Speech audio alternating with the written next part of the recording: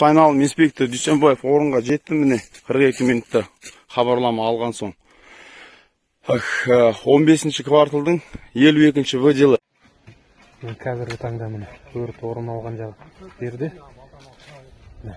Талғар филиалының ұжымы